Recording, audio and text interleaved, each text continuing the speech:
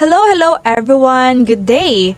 We are the Group 8 and we are about to report to you Chapter 8, The Good Life. So without further ado, let's start. So in this report, we would like to ask you the question, what do you want about life? What makes life worth living? And what is meant to have a good life? So, sa imong unsa man gyud ang meaning, definition of having a good life? Could it be if you love traveling, then you are traveling? If you are very artistic, then you might be painting or doing what you want, no? It is said that the capacity to enjoy the freedom to do things that you fancy as long as you do not trample others' lives, that is a good life. What do you want out of life? It is an interesting question that is posed by Mark Manson, that everyone could probably answer that like, I want to be happy, I want to travel, I want to explore, or in this life I want to have a family, or I want to do nothing, diba? So we have variation of answers depending on person to person. And Aristotle viewed that the ultimate goal of man is to flourish. That is to find happiness. If you remember the last chapter, we discussed about the human flourishing. So, cite ni Aristotle that the ultimate goal of man is to flourish and to find happiness.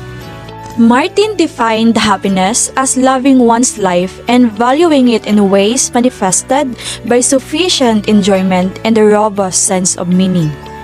Achieving happiness and man's desires and needs commonly give essence to living a good life.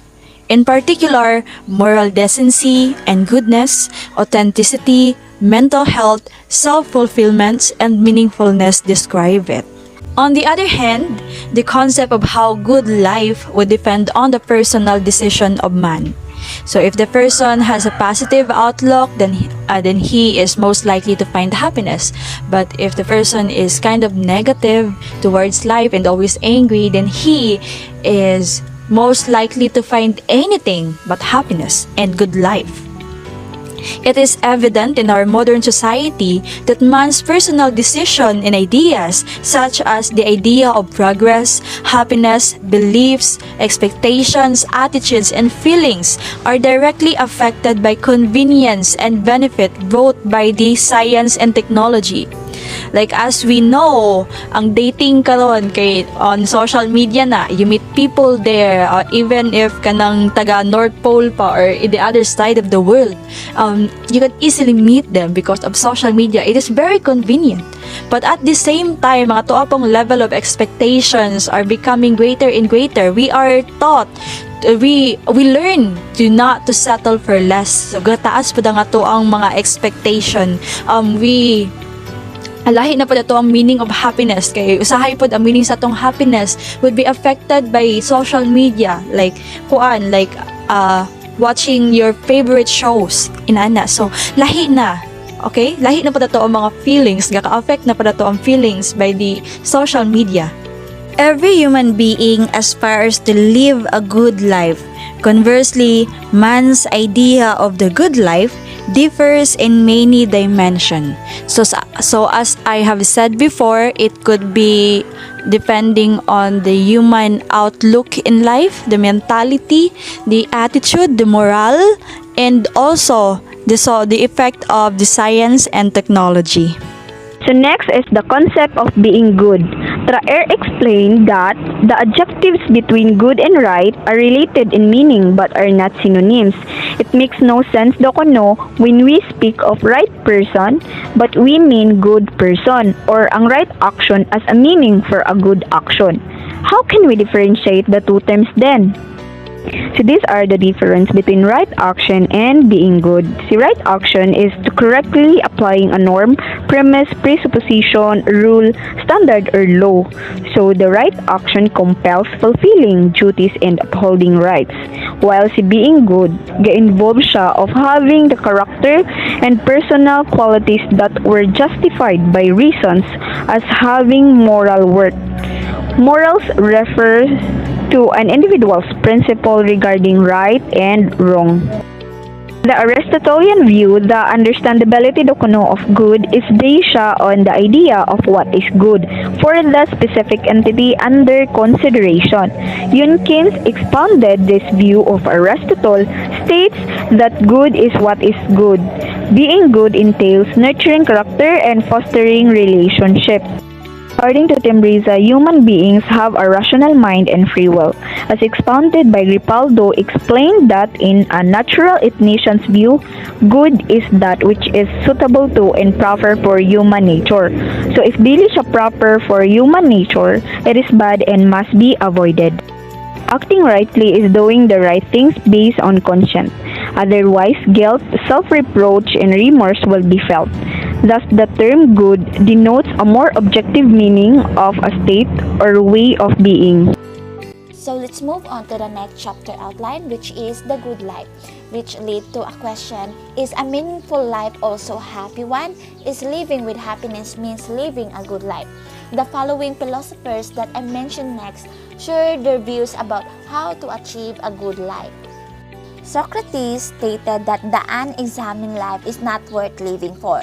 The idea of worthwhile living should be filtered with experience and vice versa. The unexamined lives means people have no question, they never question the life, they don't want to know about the truth, and they don't know who they are. These people never wonder what is the meaning of their life. On the other hand, the examined life is the people always searching for a reason, know who they want to be, and try to improve themselves. Therefore, the people without question will be no benefit for human society. So it is not worth living. The unexamined people keep repeating what they want, what they are doing every day, just like a walking dead. The next philosopher that shared their views about how to achieve a good life is Aristotle. Aristotle is the student of Socrates. He viewed the good life as a life of relationship. He also explained the essence of happiness to achieving well-being and experiencing good life.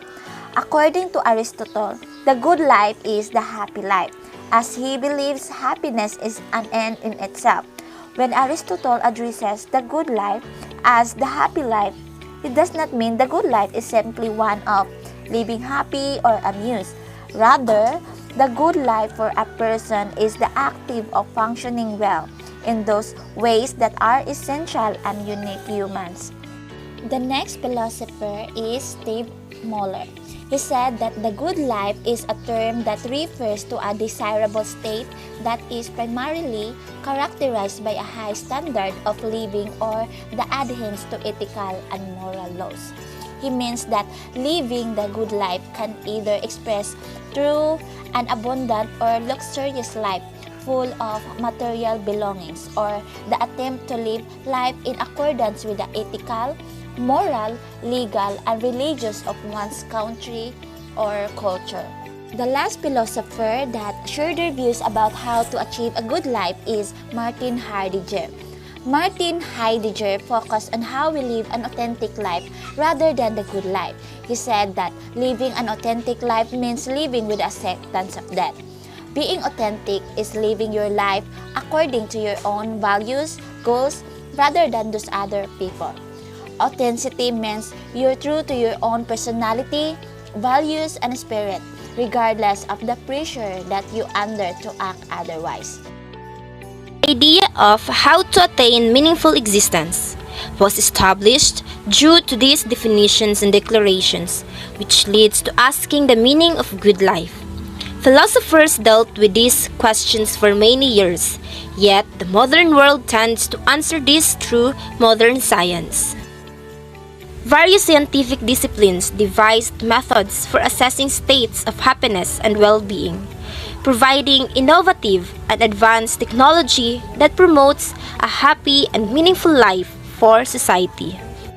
Modern technology greatly impacts how a modern man thinks and appreciates matter, which can be observed in society. The desire to feel research and development satisfaction through genetic engineering, clothing, and the likes opened endless doors for skeptics. The desire for perfections of human condition and productivity continues to flourish. Further, the introduction of cybernetics and nanotechnology, which are considered the pillars of harmonizing machines and living organisms' function, expose the idea of achieving precise and accurate function through it.